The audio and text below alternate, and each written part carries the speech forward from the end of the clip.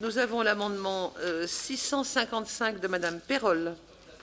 Merci Madame la Présidente. Alors, le plan de relance intègre une augmentation non négligeable du plan France très haut débit à hauteur de 240 millions d'euros qu'il faut saluer parce que, à la lecture du pape, en plus, il vise en particulier les zones peu denses, peu accessibles. Alors, autant vous dire que dans l'Allier, qu'on connaît bien avec mon collègue Jean-Paul Dufrègne, ces zones-là, elles sont encore nombreuses.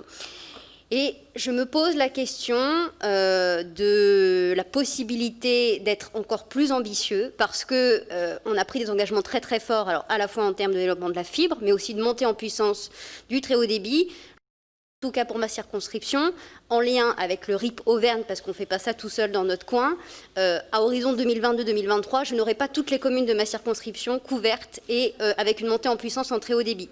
Alors, c'est un amendement de 100 millions d'euros, alors qui, de manière un peu provocatrice, prend sur les crédits de 385 millions dédiés à la digitalisation des entreprises. Autant vous dire que des entreprises qui ont été visitées par notamment le secrétaire d'État à la ruralité, Joël Giraud, Sacred, la Bertoise, qui était très mobilisée d'ailleurs pendant le Covid-19 qui fait du caoutchouc, et ben elle aujourd'hui, pour pouvoir se développer, elle aurait besoin de se digitaliser. Or, il n'y a pas de débit, donc c'est très compliqué.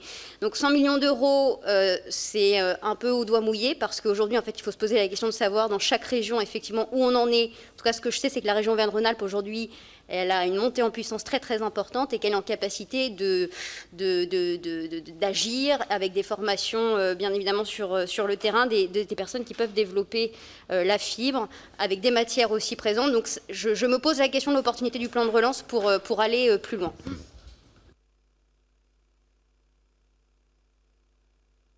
Monsieur le rapporteur général, votre avis? Oui, c'est un amendement qui est très bien posé, d'autant plus que moi je ne le vois pas comme une provocation. Hein. Vous les enlevez des 385 millions, appelez que inviter les TPE-PME à investir dans la numérisation de leur process s'ils n'ont pas les capacités de réseau pour le faire, il peut y avoir justement un côté un peu paradoxal. Je comprends très bien cet amendement. La question derrière, c'est évidemment pas rapiller dans les 385 millions d'euros pour les TPE et PME, mais plutôt de se demander est-ce que les 240 millions d'euros d'AE sont suffisants pour couvrir le réseau. Voilà, c'est ça la vraie question qu'il faut qu'on se pose. Ça, c'est... je pense qu'il faut peut-être essayer, si vous en êtes convaincu, et je crois que le secrétaire d'État à la ruralité travaille sur ce dossier justement de très près, s'il y a peut-être une rallonge à faire dès maintenant, à réfléchir dès maintenant en AE, je crois que c'est vraiment une discussion à avoir avec le gouvernement. Pour rappel, quand même, ça s'inscrit dans la continuité de ce qui est déjà engagé. Ce ne sont pas 240 millions d'euros ex nihilo. Et c'était cette stratégie globale qui avait été lancée en 2013, vous vous souvenez, avec 8 mégabits minimum en 2020, 30 mégabits minimum en 2022 et la généralisation à la fibre en 2025. Donc on est toujours sur la même stratégie, ça n'a pas changé et ça déploie des crédits supplémentaires. Moi j'ai plutôt tendance à penser sur ces grands plans stratégiques de déploiement que s'il faut revoter des crédits demain, on le fera. Est-ce qu'il faut surdoter aujourd'hui ou est-ce qu'il faut fonctionner par étapes? C'est ça un peu la question qu'il faut se poser. Mais ça, c'est plutôt un échange à avoir avec le gouvernement. Donc, c'est une demande de retrait. Je vais intervenir à ce niveau-là parce que c'est dans le cadre de ma mission l'année dernière, j'avais mis un focus sur ce plan. Dans le cadre de la mission investissement d'avenir, il y avait tout un pan qui avait été travaillé sur ce sujet-là. L'objectif, enfin le plan France très haut débit. Aujourd'hui, les opérateurs considèrent, j'ai fait des auditions dans ce sens-là, qu'avec 600 millions, on devrait à peu près boucler, par État, hein, parce qu'après, il y a la part de tous les autres opérateurs. On devrait à peu près boucler. L'an dernier, quand j'avais proposé la résolution, elle avait été adoptée à l'unanimité. Sauf que depuis, rien n'a évolué, si ce n'est effectivement une AE de 240. Mais on ne sera pas au bout, monsieur le rapporteur général. Et je pense que l'impulsion, pour finir ce plan France très haut débit, c'est maintenant qu'il faut y aller. Et ça s'inscrit complètement dans le plan de relance. Enfin, c'est ma vision. Donc, à titre personnel, moi, je voterai cet amendement parce qu'il a du sens. Bien sûr, le gage n'est pas forcément adapté, mais je pense qu'il faut vraiment qu'on avance. Alors, j'ai deux demandes de prise de parole. Monsieur De Courson et après, monsieur Dufrègne. Oui. Est-ce qu'on a le point sur le déploiement sur nos 101 départements? Parce que moi, je vois dans le Grand Est, sur les 2 départements d'Alsace, c'est fait, le Moselle, c'est fait, et les 7 autres, c'est en cours, mais on finira vers 2025, hein, puisque les entreprises, on a du mal, hein, elles ont pris pas mal de retard par rapport au projet. Donc, est-ce qu'on a des besoins?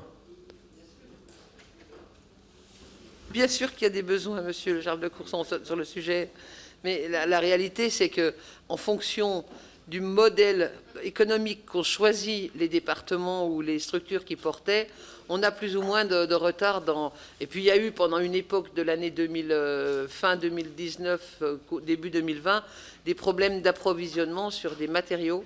Mais globalement, le plan avance bien. Enfin, je pense que Bénédicte connaît bien aussi le sujet. Le plan avance bien. Il va manquer, en gros, on va dire 500 millions aujourd'hui pour... Monsieur Dufresne, pardon, je ne vous ai pas oublié. Oui, moi je voterai cet amendement parce que Bénédicte Perrol l'a très bien dit, hein, nous sommes dans un département où nous n'arrêtons pas de cumuler des retards. Alors effectivement, il y a sans doute un certain nombre de questions à se poser sur les moyens débloqués. Est-ce qu'on aide les collectivités? Est-ce qu'on aide les opérateurs? Ce qui est important, c'est d'accélérer parce que malgré tous les discours qui considèrent que cette affaire-là est plutôt derrière nous, eh bien, il y a de nombreux départements ruraux où cette affaire-là est loin d'être réglée. Donc, moi, je voterai cet amendement. Oui, Madame Perrol. Oui, alors, je vais maintenir cet amendement parce que j'y crois et parce que pour suivre commune par commune ce qui se passe sur ma circonscription et le département de l'Allier, oui, en tout cas, là aussi, vu le modèle de la région Auvergne-Rhône-Alpes, et en particulier l'ancienne région Auvergne avec son RIP, travaillant main dans la main et sans démarche partisane avec la région et en particulier sa vice-présidente, on a les calculs, on a les tableaux et on sait qu'aujourd'hui, effectivement, il nous manque. Alors encore une fois, c'est les 100 millions, effectivement. Est-ce que c'est 100 millions très exactement? Comment on les répartit par région? Ça, c'est sûr que, voilà, moi je sais ce qu'il faut sur la région Auvergne-Rhône-Alpes, je ne sais pas ce qu'il faut sur les autres. Pour faire avancer le débat et poser cette question de l'opportunité de ce plan de relance pour effectivement finir de couvrir la France, le territoire national en très haut débit ou fibre, je maintiens cet amendement. Bon, donc l'amendement est maintenu. Il y a un avis défavorable de monsieur le rapporteur général qui est pour son adoption. Seuls les membres de la commission peuvent voter, c'est parfait. Qui est contre? Il n'est pas adopté.